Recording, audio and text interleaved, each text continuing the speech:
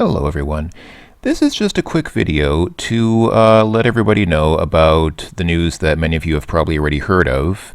They are making another King's Quest game as of August 2014. That's this month, but I'm saying that for people who might be watching this video in the future.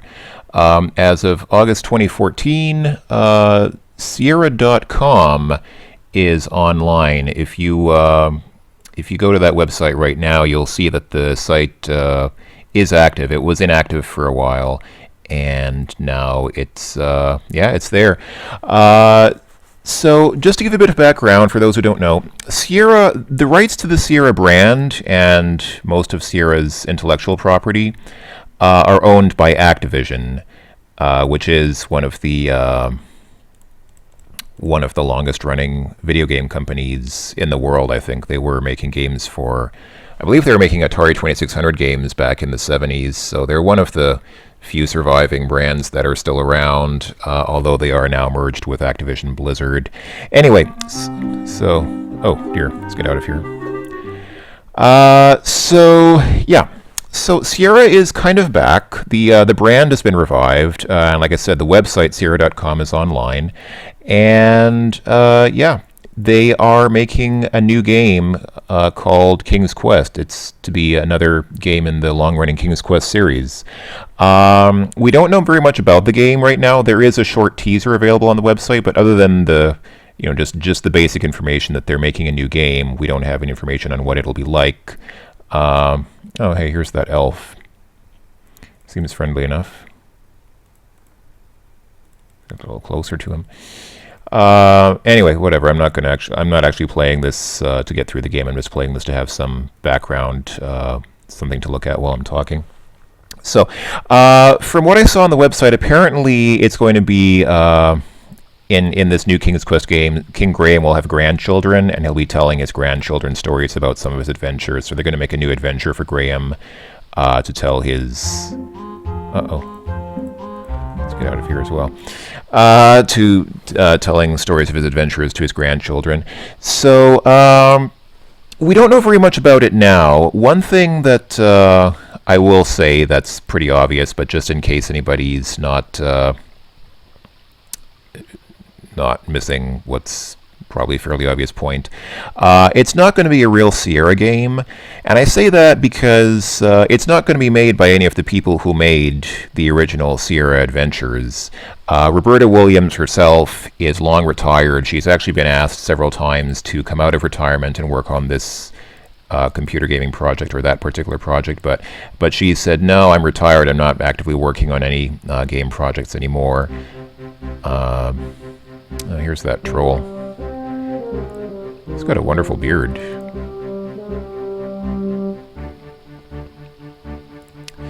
Anyway, so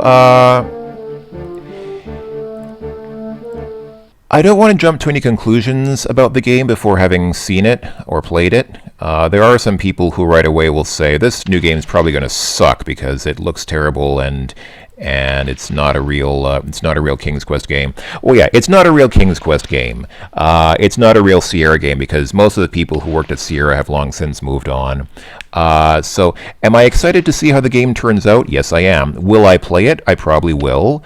But I will keep in mind, as I think that other people should as well, that once again, it's not a real Sierra game. It's just a game that they chose to make based on the King's Quest intellectual property and based on the Sierra brand, which again is owned by Activision's basically acting as a holding company, which is a company which owns brands or intellectual property but doesn't really necessarily do much with them.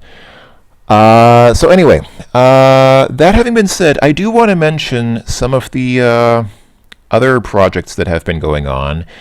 Most of you, again, are pretty much aware of these. I've gotten a lot of YouTube messages and comments about these games, but I'll go ahead and summarize some of the stuff that's been going on in the, close to 20 years since Sierra was really making, shall I say, authentic Sierra adventures. So like I said, Roberta Williams is retired. She's no longer active in the scene. Mark Crow and Scott Murphy, the two guys from Andromeda, who of course made Space Quest, they are still around. I did make a video a while ago, a couple of years ago, mentioning their upcoming game, Space Venture, that they're working on. They did have as I understand it, a rather successful Kickstarter campaign to raise money for Space Venture, and so they're doing it. They're making Space Venture right now.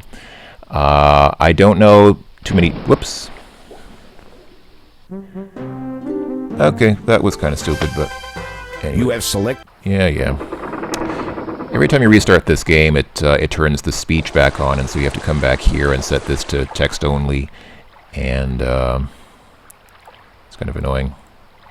I don't like voice over text. I prefer to read text. Anyway, so yeah, Space Venture is coming out eventually. Presumably, I have no details on when it will come out, but my understanding is that, yeah, it's being worked on.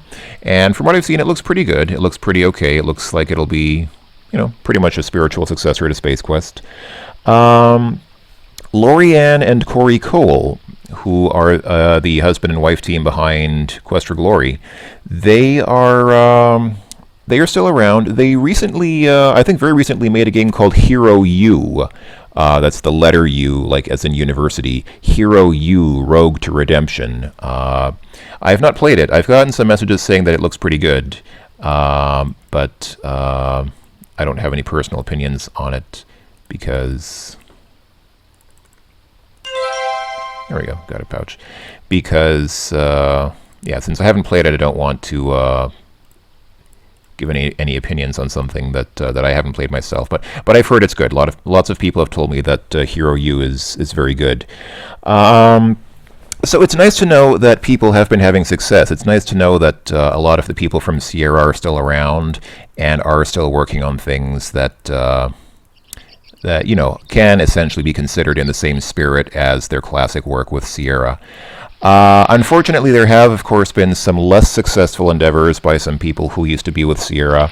Al Lowe, who, of course, is the guy who wrote Leisure Suit Larry, he was called in, I guess, a year or two ago to actually work on some remakes, to work on some high-definition remakes of the Leisure Suit Larry games, and he left. He actually... bailed out of that project, and unfortunately, I don't know the whole story, but as I understand, there was some drama that got kind of unpleasant. There was some disagreement between Al Lowe and some of the other people working on the project, so that's kind of unfortunate that didn't work out, and there was some drama there.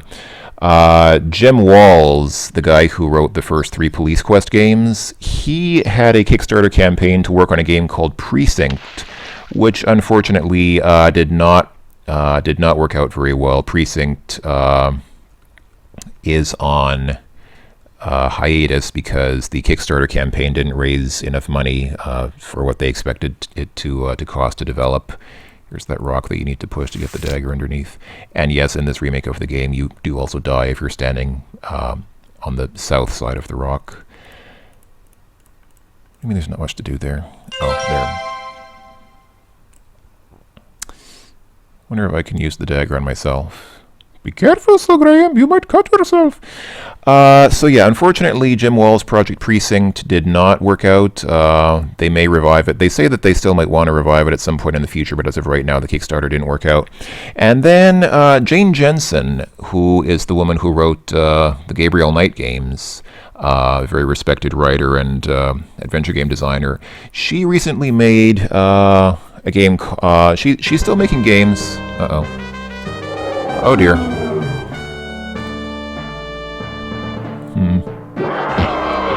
Whoa. That was kind of gruesome. Anyway. So Jane Jensen is also still around. She's still making games. She recently made a game called Mobius Empire Rising, which I heard was not very good.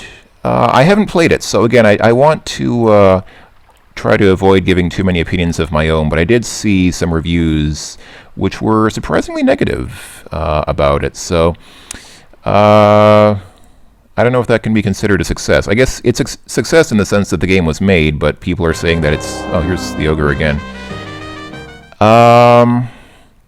So yeah, unfortunately, not a not as strong of a reception on that particular game. In terms of games that are very strongly derivative of Sierra games, Sierra Adventures. Most of you are probably aware of the Silver Lining, which is a... oh, this guy's got a wonderful mustache. I like the mustache they gave him.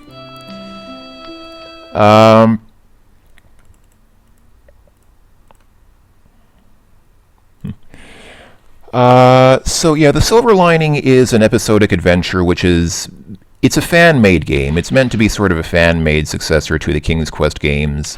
It has so far had 4 chapters released, and there was supposed to be a 5th and supposedly final chapter in that series, which has been delayed for years, and I don't know what the holdup is. I think a lot of people are wondering why is The Silver Lining so held up, but yeah, it's there. It's a thing. You can play it. It's just not finished yet. There are also a couple of companies that are well known for their Sierra remakes. One is AGD Interactive, which was formerly known as Tierra. If you remember the name Tierra, which was obviously a pun on Sierra, and you're wondering what happened to them, they became AGD Interactive. And AGD did remakes. They did VJ remakes of the first 3 King's Quest games, one of which I'm playing right here. This is the their VJ remake of the first King's Quest.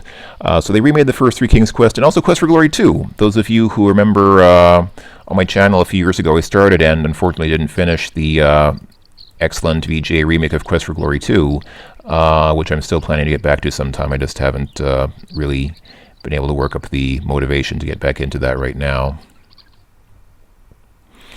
So there's that. There's AGD. They make very good games. There's also another group called Infamous Adventures. They did, if my information is right, I think they also did another remake of King's Quest 3 and also Space Quest 2. In my video about the new game from the 2 guys from Andromeda a few years ago, I also showed some footage from the Space Quest 2 remake from Infamous Adventures. Very good game, excellent game. I like that. Whoa! Wow, that witch was fast.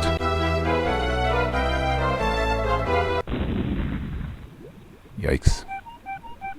Ouch. So anyway. Oh, she turned him into a graham cracker.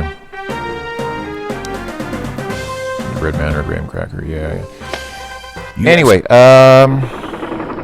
so yeah. So Infamous Adventures did King's Quest 3, Space Quest 2. They've also released, just again very recently, they made a game called Quest for Infamy, which is kind of a riff on Quest for Glory. It's basically the opposite of Quest for Glory. Instead of playing this person who wants to be a hero or even a paladin, you play this rogue who's basically a complete jerk. Those of you who remember that old game for the Spectrum, How to Be a Complete Bastard, it's kind of in the same vein. It's basically a game about how to be a totally immoral, sort of roguish rascal, if you will. Which is, can be fun. I saw some mixed opinions about that. Some people think it's cool, and it is obviously made to be kind of a spiritual successor to Quest for Glory, but sort of from the opposite side. So yeah, there is a lot going on. There are still people making adventure games, and contrary to what you may have heard, I want to emphasize adventure games are not dead. The problem with adventure games today is, well, first of all, they don't get a lot of attention. They certainly don't get a lot of the media attention that a game like, I don't know, the newest first-person shooters or role-playing games or things like that get. The adventure games don't get nearly as much attention. Most of them are very quite ignored. If you go to your local game store and look on the bargain shelves, you'll probably see a whole bunch of games selling for just a few bucks, which are, adventure games in pretty much the classic sense, but they just don't get any attention. Nobody really markets them very much. You don't see reviews of them in gaming review sites. You don't see advertising for them. And that's partly because adventure games aren't very popular now. It's also partly because I hate to say it, but I have to be honest. A lot of the writing in a lot of these games isn't very good. So the thing about adventure games is, they don't sell themselves on incredible cutting-edge graphics. And the gameplay is usually very much the same. You walk around, you look at things, you pick up inventory objects, and talk to people. It's pretty much, the gameplay is very similar across all the games, so they're not necessarily very innovative. So what really drives adventure games is the story. You have to have a good storyline, you have to have interesting characters. And back in the... Oh, nuts. I don't think I have anything to steal, though. Did he steal anything? I don't think he did, because I don't think I had anything. Anyway, so back in the day when Sierra was making these types of games, when Sierra was making King's Quest, the games didn't necessarily have to have great writing. In fact, a lot of people point out that King's Quest didn't have very good writing, that the writing was kind of poor. I kind of... At least for the first few games, I kind of agree with that, because, yeah, the writing for the first King's Quest was almost non-existent. There was basically a very cliched sort of story, and that was pretty much it. The one screen of text that you get when you talk to the king, and that's pretty much the whole story for the game. That's all the plot that there is. But back then it was okay because it was a new type of game, and those were, what was innovative back then was the type of the game itself and not necessarily the story. But it's a little bit different today. Today adventure games can't just be interesting because of the gameplay, because they're all the same, and we've had these same types of games for 30 years or even more than 30 years. So the story has to be good, the writing has to be good, the characters have to be interesting, or at least something about the story or the setting or the plot or the characters or whatever has to be interesting. And again, I don't want to be too negative, but I think a lot of the best writers... Uh-oh, what's going on? Oh, this is the, it's the fairy godmother.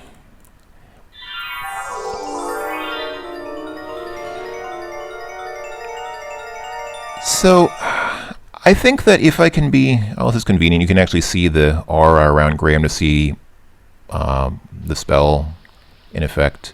Do I have to, we don't have to swim, you just walk through the water. It's nice. Don't have to press the equals sign on the keyboard to make him swim anymore. So I think that a lot of the best writers, a lot of the people who really are talented writers are more likely to go commercial and write actual novels or things like that. The people who write for adventure games, I hate to say it, I don't want to put anybody down, but I think a lot of them just aren't, frankly, very good story writers, or at least the stories that get put into most adventure games today aren't very... are not that great. They're not that interesting. And so the games just can't be interesting because you can't really make a game that has exactly the same gameplay as 100 games that have long been out, but what's only different is the story, and it's not a very good story. So that's kind of the problem with adventure games today. They've hit, some people say they've hit a fundamental limitation. Oh, the spell's already gone. Some people say that adventure games have reached a fundamental limit because their gameplay is very limited and it's very, very much the same across different games. But that's not necessarily true. I mean, first-person shooters have been around for more than 20 years, and they also have very much the same gameplay. You point at something, you direct yourself towards something, and you click a button to shoot at it. They have all pretty much the same gameplay. But they're still very popular because they differentiate themselves in terms of their setting, or the plot, or the story, or their look and feel. So I think adventure games can do the same. It's just that they don't. It's just that people don't really put a lot of effort into them, partly because they're not a big moneymaker. Unfortunately, it's not a big industry. It's just not really something that that the public attention is directed at a lot these days. So adventure games are far from dead. They just they don't get a lot of attention. You don't hear a lot about them because they don't make a lot of money. And of course, computer games are an industry. They are driven by money for the most part. There are some exceptions. There are some games like this one. I mentioned the games from AGD Interactive and from Infamous Adventures, which are free, absolutely free to download, and I think that we owe a large debt of gratitude to the people who invest their time and effort into making these games for free so we can all enjoy them. There are also games which are completely new intellectual properties but are very much inspired by Sierra Adventures. One that I've gotten a lot of messages about and which I've played myself is Heroine's Quest. It's basically just like Quest for Glory, except with a woman instead of a guy for your player character, which doesn't really make a huge difference for the most part. I mean, whether you play as a woman or a man doesn't make much difference, does it? It really doesn't. And so Heroine's Quest is pretty much just another Quest for Glory game. And that's a good thing. It's a good game. It's a good adventure. If you haven't played it, you probably should. Some people have asked me if I'm going to make a Let's Play of it. I probably won't, just because I'm a little bit too cantankerous. I'm a little bit too old-fashioned in how I expect games to be. And after the experience I had a few years ago where I inadvertently put down the VJ remake of Quest for Glory 2 much more strongly than I really had intended to, I feel like I'm just not quite the right person to say much about new games, because I'm too old-fashioned, I'm too conservative, if you will, in regards of what I expect from my computer games. But Heroine's Quest is a good adventure. I've played it. It is a very good adventure. You should play it if you haven't, if you like these types of games. Another one which I just became aware of today, literally today, I saw an article about a game, which I did take a quick look at, called Comedy Quest. And it's very obviously, right from the very first moment that you look at it, you can obviously see right away that Comedy Quest is inspired by old Sierra adventures. The graphical style is a direct derivative of old Sierra adventures. I can't say much about it because I didn't play it very far, but it looks good. Comedy Quest, check it out. It looks good, and I did see some positive reviews and some positive reactions to it. So again, I know I've said it before, but I'll say it again. Adventure games are still around. There are still people who like these types of games. There are still people who play these types of games. There are still people making these types of games. It's just that you don't hear much about them. You don't see very much in the mainstream gaming press about them. If you go and look in a gaming magazine, you won't see an article about Heroine's Quest or Quest for Infamy, or any of these, Sierra-inspired adventure games, or even not Sierra-inspired, just any general adventure game. You're not going to see an article on that in most gaming websites. It's pretty much something that you have to find for yourself. There are some websites that specialize in adventure games, like Just Adventure. I think their URL is justadventure.com. So that's a good site. There are some other sites which specialize specifically in adventure games, so if that's of interest to you, then check it out. There are definitely games out there that are still being played. It's just that, like I said, they don't get much attention. The last set of adventure games to get much attention was, first there was Grim Fandango in the late 90s, then there was The Longest Journey and its sequel, Dreamfall, and then there was Siberia and its sequel. They're the two Siberia games. And those games, for whatever reason, did get kind of popular. They achieved some level of mainstream popularity, I guess because of their graphics. Computer games are still an industry which sort of kind of gets made or broken by good graphics in games. People are still attracted to nice-looking graphics, and Siberia did have nice landscapes. As an adventure game, it was okay. I played both of them. I wouldn't say they were either great or terrible. They were just fairly average adventure games, but they did get kind of popular. But after Siberia, that was it. I can't think of a single adventure game that really achieved mainstream popularity, and so we've had a drought for coming on, something like 10 years now of really good, popular, well-known adventure games, and it's kind of sad. And if you just pay attention to the mainstream gaming media, you might think that adventure games don't exist anymore, but they do. They're still around. There are still lots of games like this. It's just that you don't hear about them. Oh, here's the witch again. Oh, that's annoying.